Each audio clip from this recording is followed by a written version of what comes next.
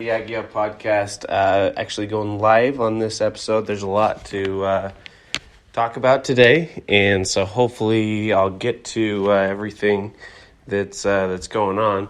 Today is Mountain West basketball media days, and so we got to hear from Justin Bean and Coach Odom and other coaches from the Mountain West later today.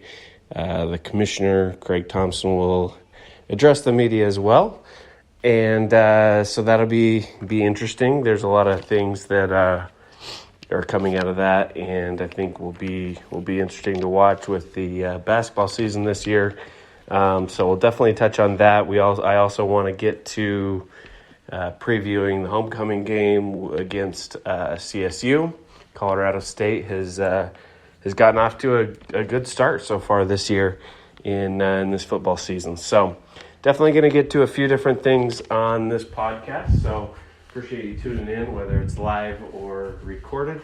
As always, hit us up on Aggie Up on Twitter with any questions, comments, interactions.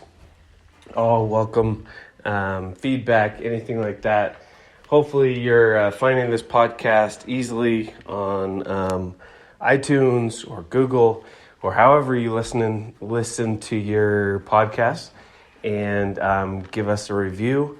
And even more importantly than reviews and feedback and ratings, I guess, depending on all of them do it different. But even more important, go check out primogolfapparel.com. They're our main sponsor right now.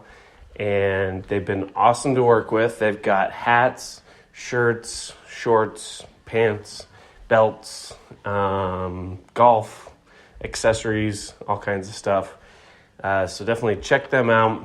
I would definitely, even if I wasn't a golfer, I'd still wear their joggers, their shorts, super comfortable. Their hats are awesome. So definitely go to primogolfapparel.com. Use promo code AggieUp for 15% off. And local company from Utah. I think I mentioned it before. I wouldn't push a product that I didn't use myself. So definitely go check it out. We appreciate listening, but also giving them a try as far as go to their website, check them out. So, I guess I'll start with basketball. I've got the Mountain West Media Days going right now on my computer. Just heard from a couple of the coaches. I think half the teams were yesterday, half the teams today. Utah State was the first team to have their interview and stuff. Few really interesting things. One was Z Hamoda was the guy that both Bean and Odom mentioned as the kind of guy to watch and guy that surprised the so far in practices. I think it'll be really fun to see how he develops coming in as a freshman. And I think this staff is a good enough coaches, good enough staff to help him develop. I think they're big on developing players, just like the last staff was. And I think being a freshman and coming in, he's big, he's athletic, he brings something that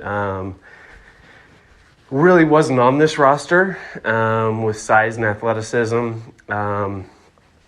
That he can bring that is unique. The Aggies do have some experience as well. A transfer like Rylan Jones doesn't fall into your lap every day. That's such a good fit. He's coming home to Logan where he grew up, and so that's an awesome opportunity to bring in a guy like that. To put with the guys that came with the staff from Baltimore, and to pair with Justin Bean and Brock Miller. Ash were some of the guys that were already here. So that'll be really interesting to see how the new guys mesh with the old guys and the guys that came with the staff. So I think it'll go really well. I think I personally would definitely, and I this is what I'm expecting. I'm expecting to see a lot of small lineups. I think that's going to be the best way to win in the Mountain West. When you've got guys that can shoot, and definitely, it's always best to put your best players out there and let them do what they do best. But when you've got a guy like Justin Bean who can move around, play the 4 or 5, I don't think he's going to be outmatched against some of the centers in this league. So it hurts. It really, really hurts to lose a guy like Nemias Queta. I think that'll be hard to replace. But I also like the fact that with the new coaching staff, they can kind of pivot towards a little bit different style, and not necessarily try to replace him, but just change styles altogether. In my opinion, that it could be completely different. They could play a couple of the guys. They've obviously got centers on this roster. They've got big guys that can step in and play the 5.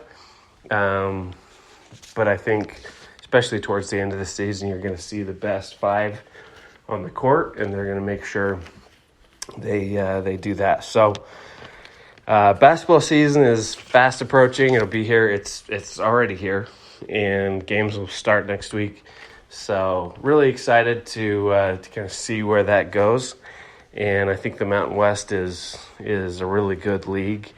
I think Colorado State comes back full health. Nevada, or full strength, I guess, return everybody.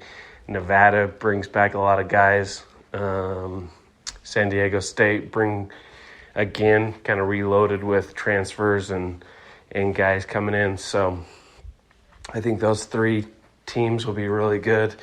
Boise State brings back a lot of players, and then Utah State is kind of the wild card that I think it wouldn't have surprised me if they got picked in the top 3 or 4, but they get picked 5th, and absolutely could surprise some teams this season. So it's going to be a 5-6 deep league again this year. Tough teams, tough places to play, and luckily the Aggies bring back some experience, and I even lump Rylan Jones in that because he knows how it is playing in the Pac-12. He's familiar with these teams and playing in tough places, that kind of thing. So experience to take care of that and to be successful this season. I think the Aggies should be in good shape to get in the tournament again this year. So moving on to football. I absolutely, I think I've seen a lot of kind of worry or, people talking about this game on Friday, homecoming game, as a tough matchup. Colorado State started the year out pretty well. They beat some down teams. They kind of started out with an easy schedule, and now they're moving into the more difficult part of the schedule, whereas Utah State started with the tough schedule. They're moving into an easier part of the schedule. So that's going to be really interesting to see on Friday. I think if you did, want to put together a team to beat the Aggies, this is how you would do it. You'd say, you know what, we're going to line up and we're going to hold the ball and we're going to out-physical this team. That's how we can beat them. And so Colorado State is not going to shy away from that. Colorado State is that type of team. And are they that type of team as far as better than Boise State? No. Are they better than, can they be more physical than BYU? No. So that's what I'm interested to see this Friday is we know what they're going to try to do. Are they going to be able to do it? And are they going to be able to stop Devin Tompkins, Utah State's offense, et cetera, et cetera? Whereas I think Colorado State, I think the Aggie defense can slow down their offense, hold their offense to field goals, and make them one-dimensional as far as trying to throw the ball, and maybe stop their tight end. Definitely focus on stopping what they do well, making them do something a little bit different could keep them out of the end zone as much or enough to pull off the win this Friday. So that's what I'm expecting. I'm expecting the Aggies to be able to play well enough on defense, and as we've seen throughout the year, really in-game adjustments have been the key, or in-game kind of,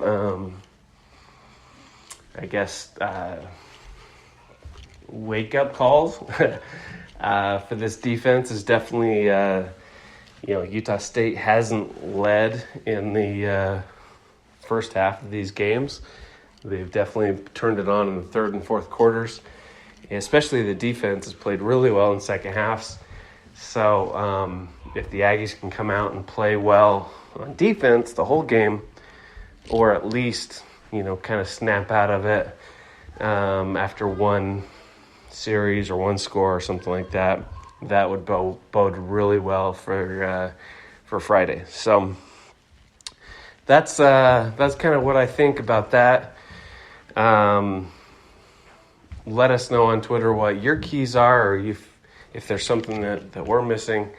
By all means, it'll be fun to see. I think I personally like these Friday night games, especially now that high school football is kind of waning down, coming to an end. I'm expecting to see quite a few recruits of the game. And speaking of recruits, just a quick shout out to anyone, because we've always covered recruiting. We like recruiting. I know a lot of Aggie fans really like to follow recruiting in our listeners. One guy that's really, really fun to watch and really will be kind of a guy that everybody, all Aggie fans, should check out is Bishop Davenport. He is a quarterback that's committed to Utah State from Texas. Go check out Bishop Davenport.